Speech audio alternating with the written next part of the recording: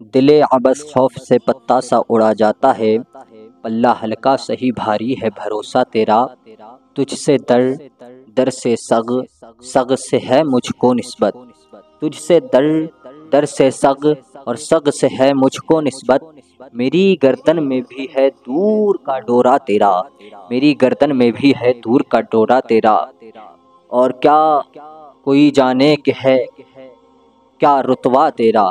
اعلیٰ حضرت فرماتے ہیں کہ واہ کیا مرتبہ اے غوث ہے والا تیرا، واہ کیا مرتبہ اے غوث ہے والا تیرا، اونچے اونچوں کے سروں سے قدم اعلیٰ تیرا، اونچے اونچوں کے سروں سے قدم اعلیٰ تیرا۔ اس شعر کی اگر گہرائی میں آپ جائیں گے تو آپ کو معلوم چلے گا کہ وہ کون سے اونچے اونچے سر ہیں کہ جن سے اونچا حضور غوث اعظم رضی اللہ تعالی عنہ کا سر مبارک ہے، آپ کا قدم مبارک ہے۔ حضور غوث اعظم رضی اللہ تعالی عنہ ہمارے پیر و مرشد ارشاد فرماتے ہیں کہ جس طریقے سے آسمان کا سایہ زمین پر ہے، جس طریقے سے آسمان کا سایہ زمین پر ہے، اسی طرح سے میرا دست مبارک، میرا ہاتھ اپنے تمام مریدوں پر ہے۔ اب آپ سمجھیں کیا مرتبہ ہے۔ غوث اعظم جیلانی علیہ الرحمہ فرماتے ہیں کہ میرا قدم ہر ولی کی گردن پر ہے، اور یہ کس نے دیا؟ یہ پاور کس نے دی؟ یہ طاقت کس نے دی؟ یہ قوت کس نے دی؟ وہ ایک ہی ذات ہے، وہ اللہ تعالیٰ کی ذات ہے۔ اچھا، غوث اعظم رضی اللہ تعالیٰ عنہ اللہ تعالیٰ کے محبوب بھی ہے اور پھر عاشق بھی، اور آپ کو یہ دونوں مراتب ملے ہیں۔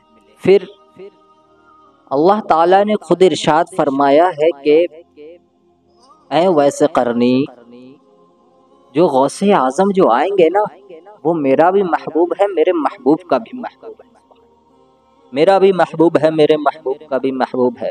حضرات گرامی، میں آپ کو بتاتا چلوں یہ کیا واقعہ ہے، کیا مرتبہ ہے غوث اعظم کا، کیا واقعہ ہے، کیا شان ہے۔ ارے بھائی، پوری زندگی گزر جائے جب بھی کوئی شان بیان نہیں کر سکتا۔ میں آپ کو بتاؤں، آپ کے والد صاحب کی زندگی سے شروعات کرتے ہیں، پھر پہنچتے ہیں آپ کے مراتب کیسے کر کے شروع ہوئے، کیونکہ جو آپ کو جو وہ ملی ہے نا طاقت و قوت، یہ آپ کے والدین کی بھی دعاؤں کا نتیجہ ہے، اور پھر ان کی پرہیزگاری، ان کی عبادات، ان کا یہ عالم تھا، ان کی ایسی ایسی پرہیزگاریاں تھیں، اللہ اکبر کے قربان جاؤ۔ کیا ہی انداز تھا آپ کے والدین کے رہنے کا، کیا ہی انداز تھا، کیا حضور سے محبت تھی ان کی، اللہ اکبر۔ ایک مرتبہ آپ کے والد گرامی اپنی جوانی کے، آپ جوان تھے اس وقت، آپ دریائے دجلہ کے پاس سے کہیں جا رہے تھے، تو روزہ تھا، رمضان کا مہینہ چل رہا تھا، آپ کا روزہ تھا، روزے کا وقت پورا ہو چکا اور افطاری کا ٹائم ہو گیا، آپ کو بھوک لگنے لگی۔ جب بھوک لگی نا تو سرکار غوث اعظم رضی اللہ تعالی عنہ کے والد گرامی حضرت ابو صالح رضی اللہ تعالی عنہ نے دیکھا کہ دریائے دجلہ میں ایک سیب آ رہا ہے، فوراً اس سیب کو اٹھایا اور کھا لیا۔ جیسے ہی کھانا تھا ویسے ہی دل بے قرار ہو گیا، چین و سکون ختم ہو گیا کہ ارے نہ جانے اس کا مالک کون ہے، نہ جانے اس کا آقا کون ہے، کس کا یہ سیب ہے۔ میں نے کھا تو لیا لیکن ایسا نہ ہو کہ کہیں میدان محشر میں مجھے اس کا جواب دینا پڑ جائے، بس یہ سوچنا تھا۔ فوراً کے فوراً حضور سیدنا غوث اعظم رضی اللہ تعالی عنہ کے والد گرامی وہاں سے چلے گئے۔ جیسے ہی چلتے چلتے چلتے چلتے تلاش کر رہے ہیں کہ اس سیب کا مالک کون تھا، یہ کس کے باغ سے آیا ہے، میں اس سے جا کر کے ملوں، اس سے معذرت طلب کر لوں، وہ شخص کون ہے جو اس سیب کا مالک ہے، میں اس سے معافی چاہ لوں، معذرت چاہ لوں، اس سیب کی جو تنخواہ بنتی ہے نا اس کو جا کر کے دے دوں، اس کی اجرت دے دوں۔ اللہ اکبر، ڈھونڈ رہے ہیں، تلاش کر رہے ہیں، ابھی روزہ افطارہ ہی ہے، صرف ایک سیب سے کیا کسی کا پیٹ بھر جاتا ہے؟ قربان جاؤ اس بندے پر، قربان جاؤ، اللہ اکبر۔ ایک سیب کا بدلہ نبھانے کے لیے، ایک سیب کی اجرت دینے کے لیے، ایک سیب کا بدلہ دینے کے لیے خوف خدا سے لرزتے ہوئے وہاں سے جا رہے ہیں، ڈھونڈ رہے ہیں، تلاش کر رہے ہیں۔ چلتے چلتے لمبا سفر ہو گیا، جب دیکھتے ہیں کہ ایک بڑا ہی شاندار خوبصورت باغ ہے، اس باغ کے اندر سیب لٹکے ہوئے ہیں، اور ان سیبوں کی جو پیڑ ہے نا اس سے سیب ٹوٹ ٹوٹ کے جو پک گئے ہیں وہ ٹوٹ ٹوٹ کر کے لال لال بڑے ہی خوبصورت سیب دریائے دجلہ کے اندر جاتے ہیں اور وہاں سے گر کر کے اسی راستے پر پہنچ رہے ہیں۔ جب آپ نے دیکھا کہ ہاں یہ وہی باغ لگتا ہے جس باغ کو میں تلاش کر رہا ہوں، اس کا مالک یہیں پر ہوگا، فوراً کے فوراً حضور سیدنا غوث اعظم جیلانی رحمۃ اللہ علیہ کے والد گرامی وہاں دیکھنے لگے کہ آخر اس سیب کا مالک کون ہے، تلاش کرنے لگے۔ جب دیکھا کہ ہاں ایک شخص، ایک بزرگ وہاں پر تشریف فرما ہے، انہوں نے کہا کہ ہاں بیٹا یہاں پر کیا کرنے آئے ہو، تمہارا یہاں پر کیا کام ہے؟ تو عرض کرنے لگے کہ اے بابا جان میں یہاں پر اس لیے آیا ہوں کہ میں نے ایک سیب آپ کے باغ کا کھا لیا تھا جو کہ دریائے دجلہ میں بہہ کر کے فلا جگہ پر گیا ہوا تھا، تو میں اتنی دور سے چل کر کے آ رہا ہوں کہ آپ مجھے معذرت دے دیں اور جو اس کی اجرت بنتی ہے وہ میں آپ کو دے دیتا ہوں، مجھے بس معاف کر دیں آپ، اور جو ہے کہ میں میدان محشر میں عذاب سے بچ جاؤں۔ اللہ اکبر! اتنا نیک بندہ، اتنا صالح بندہ، اسی لیے نام بھی ابو صالح رکھا گیا، جنگی دوست۔ اللہ اکبر! آپ بڑے ہی پائے کے بزرگ، آپ بڑے ہی کمالات والے ہیں، اللہ تعالیٰ نے آپ کو بڑی ہی طاقت و قوت سے نوازا، پھر بیٹا بھی کیسا دیا، عبد القادر جیلانی جیسا۔ اللہ اکبر! قربان جائیں حضرت عبد القادر جیلانی پر، ان کے والدین گرامی پر۔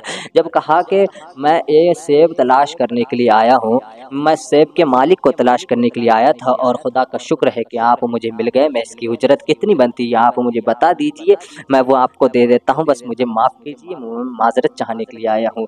جب یہ کہا نا تو حضرت عبداللہ سومعی رضی اللہ تعالیٰ عنہ نے کہا کہ بیٹا تم اس سیب کے لیے اتنی دور چل کر کے آئے ہو؟ کہا کہ ہاں میں اس کی اجرت دینے کے لیے آیا ہوں۔ کہا سچ میں؟ بولے ہاں میں اس کی اجرت دینے کے لیے آیا ہوں۔ اچھا حضرت عبداللہ سومعی رضی اللہ تعالیٰ عنہ یہ بھی اللہ کے پائے کے بزرگ تھے، انہوں نے اپنی نگاہ ولایت سے پہچان لیا کہ یہ بندہ کون ہے، یہ کیا شخص ہے۔ اللہ اکبر! بڑا ان کا دل ان کی طرف مائل ہوا اور کہا کہ بیٹا ٹھیک ہے میں تجھے معاف تو کر دوں گا لیکن میری کچھ شرطیں ہیں۔ کہا کہ کون سی شرطیں ہیں بابا جان، میں ان کو پورا کرنے کے لیے تیار ہوں۔ کہا کہ سنو تو صحیح، تم کر لو گے؟ کہا کہ ہاں میں کر لوں گا۔ کہا پھر سنو 10 سال تک تمہیں میرے باغ کے اندر خدمت کرنا پڑے گی۔ اللہ اکبر! اللہ اللہ! قربان جاؤ حضرت خواجہ غریب حضرت غوث اعظم جیلانی رحمۃ اللہ علیہ کے والد گرامی پر۔ جب انہوں نے کہا کہ تمہیں 10 سال تک عبادت کرنا ہوگی، 10 سال تک یہاں کام کرنا پڑے گا، آج کل جو ہم مسلمان ہیں کیا ایسا کر لیں گے؟ نہیں نہیں، فوراً منع کر دیں گے کہ ارے ایک سیب ہے، یہ لے سیب، یہ لے پیسے، جا رہا ہوں میں، جو تجھے کرنا ہو کر لے، میں نے تو اپنا حق ادا کر دیا۔ اللہ اکبر!